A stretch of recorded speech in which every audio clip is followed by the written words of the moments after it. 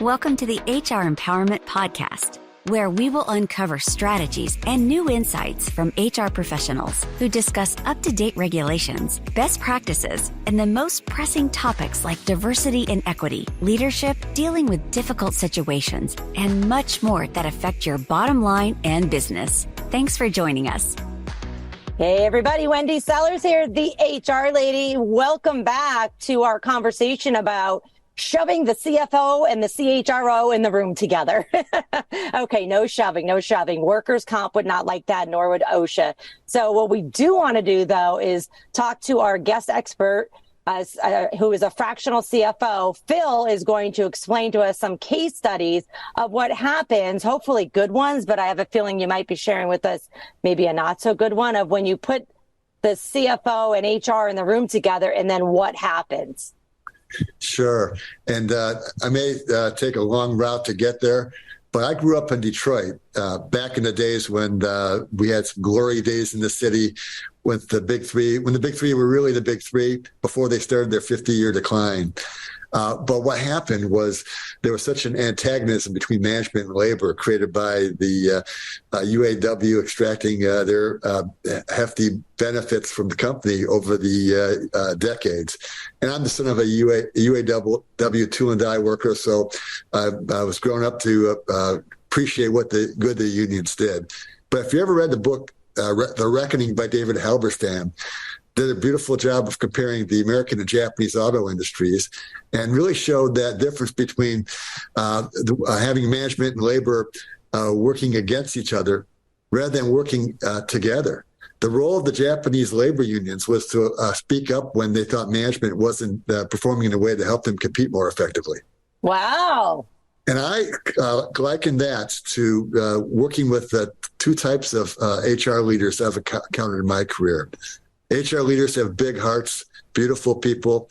Some of them are so focused on just extracting better benefits for the sake of the employees that they don't invest themselves to look at the other side of the coin, which is acting in partnership with the CFO, right, drive better results so the pie gets enlarged and everybody wins. My best relationships with HR leaders are the ones who I feel like we're combining our superpowers to figure out how to get the pie enlarged and we all win. More like the Japanese relationships of the auto industry than the American. Yeah, I think that's a great way to explain it too, is like the superpowers, right? But you just got to make sure they're real superpowers, because I have experience in the past, and I still do once in a while, where I'm working with people that are wearing the HR hat and they're not wearing a business hat, right? They're like, let's just give more and more and more to our employees. And I don't ever see a CFO, going, yes, let's give everything away, unless we're getting something back. And it's there's all sides of business of saying I'd be more than happy to share the revenue with our employees as long as we're getting highly engaged employees, which means highly engaged managers, which means you have to actually provide feedback to all your employees, all your training, all your managers, and then, train your managers how to be managers and then hold them accountable. Shocking what happens when you train people to do things and then hold them accountable that you might actually make money off the money that you're spending. It's this big wheel, but I appreciate looking at the numbers and going, oh, that doesn't make sense. Thank you for explaining that to me. What other case study do you have here, Phil? Case study number 2, you gave a perfect lead into General Electric. Yeah, back in the last part of the last century was the number one company in the world, market cap. If you read Jack Welch, the CEO's play-by-play to how he got there, a big part of it was his heavy investment in leadership development. And that, really shows that leadership development investment produces great results. And GE was number 1, number 2 in a lot of different industries because of the investment they made to create the leaders and the managers that would be able to attract talent and engage employees and drive results. One of my favorite HR finance relationships I had was with Bright House Networks in Florida, where both myself and the chief HR officer in Tampa were asked to move to Orlando to help create a Bright House Florida team that wanted to invest in creating a women's leadership circle.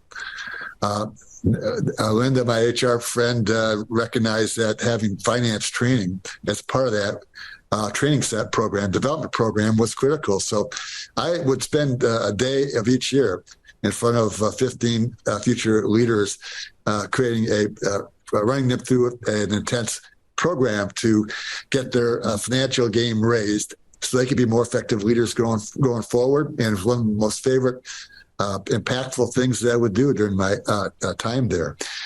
Investment in leadership, I think, is probably the most compelling investment a business can make, because that just leads to retaining strong talent, both by keeping the leaders around and having the people work for them want to work for them.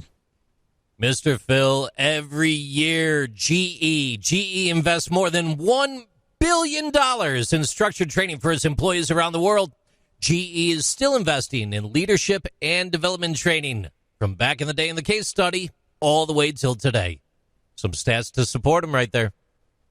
Can't go wrong.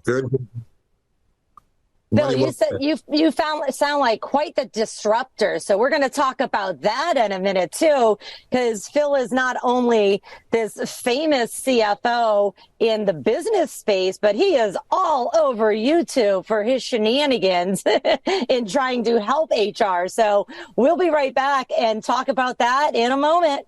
Thank you for joining the HR Empowerment Podcast, brought to you by Aurora Training Advantage. We hope you've gained new insight and strategies to navigate the HR profession. We look forward to you joining us again on the HR Empowerment Podcast.